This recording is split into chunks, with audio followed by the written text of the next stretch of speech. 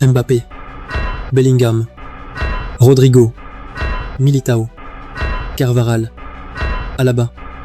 5 ruptures du ligament croisé dans un seul club depuis 2023, 50 blessures en une seule saison, 64 rapports médicaux officiels publiés en 18 mois. Ce n'est pas de la malchance, ce n'est pas une coïncidence, c'est un schéma, et ce schéma a un nom. Que se passe-t-il vraiment à l'intérieur du département médical du Real Madrid? Parce que la réponse quand on soulève le rideau ne parle pas vraiment de football, elle parle de pouvoir, de dissimulation, et de la destruction systématique de l'effectif le plus talentueux de la planète. Commençons par ce que l'on peut prouver. Lors de la saison 2024 à 2025, le Real Madrid a enregistré 50 blessures distinctes. Pas 50 joueurs différents, 50 incidents de blessures au sein du même effectif pendant la même saison. Parmi elles, Dani Carvajal, rupture du ligament croisé, octobre 2024. Eder Militao, rupture du ligament croisé, novembre 2024. La deuxième en 2 saisons. David Alaba, rupture du ménisque. Ferland Mendy, multiples blessures musculaires. Eduardo Camavinga, absent pendant plusieurs mois. Antonio Rudiger, forfait pour la fin de la saison de la Liga. À la fin de cette saison, le Real Madrid abordait ses derniers matchs sans toute sa défense titulaire. Le seul défenseur central titulaire encore debout, Rudiger, et il jouait blessé. Et ce ne sont que les blessures longue durée. En 18 mois, le club a publié 64 communiqués médicaux officiels, presque un par jour de match. Pendant que leurs rivaux préparaient leur tactique,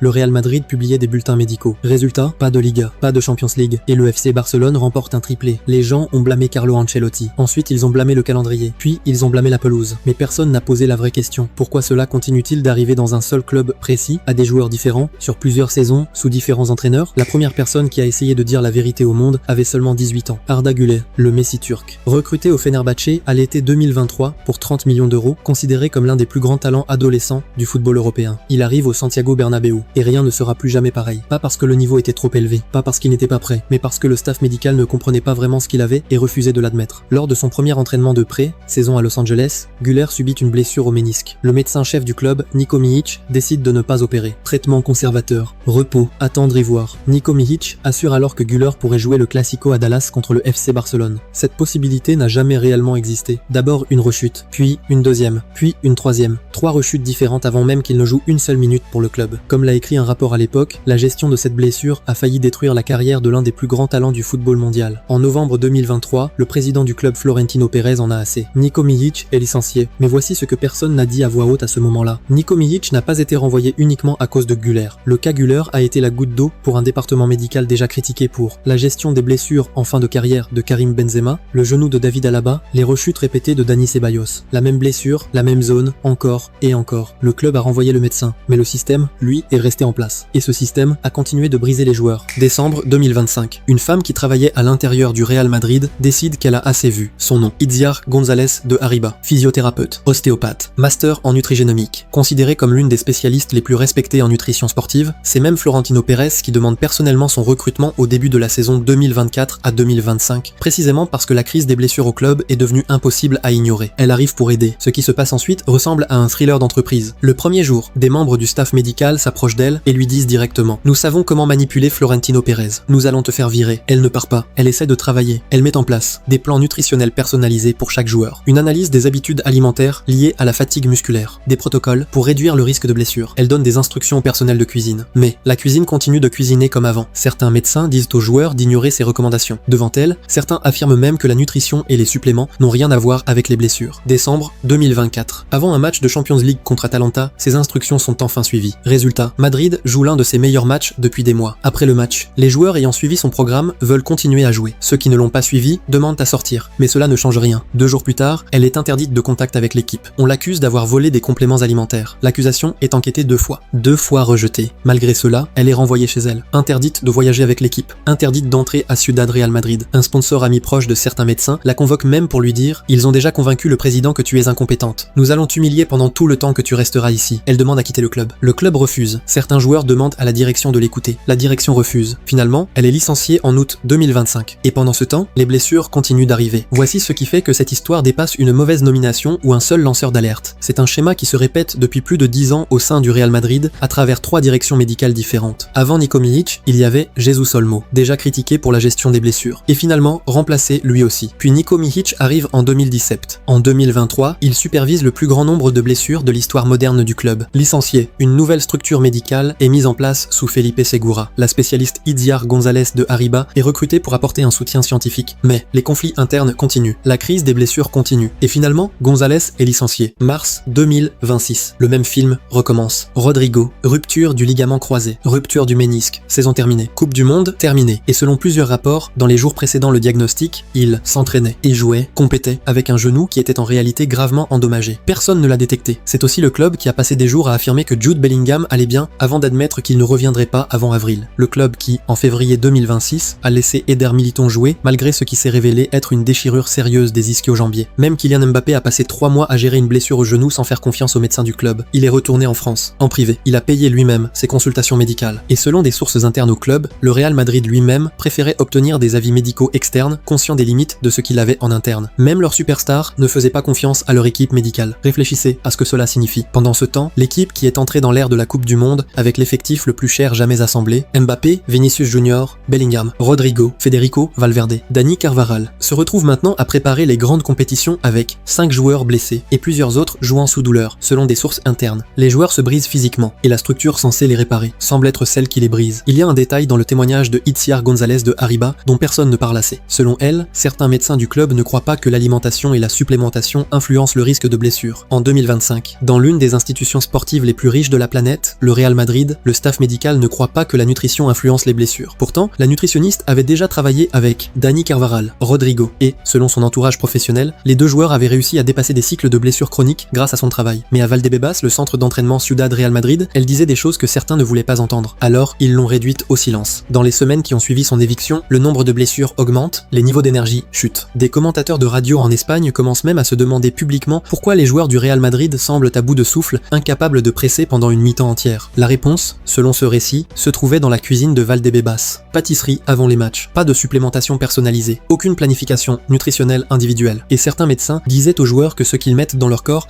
n'a aucun impact sur ce qui arrive à leur corps le samedi soir. Cela dépasse la simple négligence. Selon cette critique, c'est une résistance active à l'expertise. La question devient alors, pourquoi? Quel type de culture institutionnelle, dans le club le plus dominant de la dernière décennie, pourrait produire une situation où une nutritionniste est sabotée dès le premier jour, puis poussée vers la sortie? La réponse avancée par certains observateurs, le pouvoir, pas le football, pas la médecine, le pouvoir. Un groupe de personnes qui contrôlent l'accès aux joueurs et qui est devenu indispensable dans l'organisation interne. Des personnes qui ont survécu à plusieurs entraîneurs, dont Carlo Ancelotti, à plusieurs chefs médicaux et à différentes périodes sportives du club. Selon ce récit, il serait tellement intégré dans l'écosystème de Valdebebas que même lorsque Florentino Pérez fait venir une spécialiste externe, elle peut être neutralisée en quelques mois. Au final, les faits souvent cités dans ce débat, le cas Arda Güler, l'ère Ancelotti, 3 chefs médicaux en 10 ans, 50 blessures en une saison, une nutritionniste poussée dehors, et Kylian Mbappé qui consulte des médecins en France pour son genou, amène certains à affirmer que le Real Madrid ne fait pas seulement face à un problème de malchance. Selon ces critiques, il pourrait s'agir d'un problème structurel plus profond. Le club de football le plus puissant de la planète, un effectif avec la profondeur de talent la plus impressionnante d'Europe, des trophées de Champions League accrochés au mur et un budget de transfert qui fait trembler les rivaux. Et pourtant, il s'apprête à aborder un été de Coupe du Monde avec un effectif tenu ensemble avec du ruban adhésif. Parce qu'au cœur de Ciudad Real Madrid, il existe un groupe de personnes qui ont décidé que avoir raison comptait plus que de remettre les joueurs en forme. Un groupe pour qui le pouvoir dans la salle médicale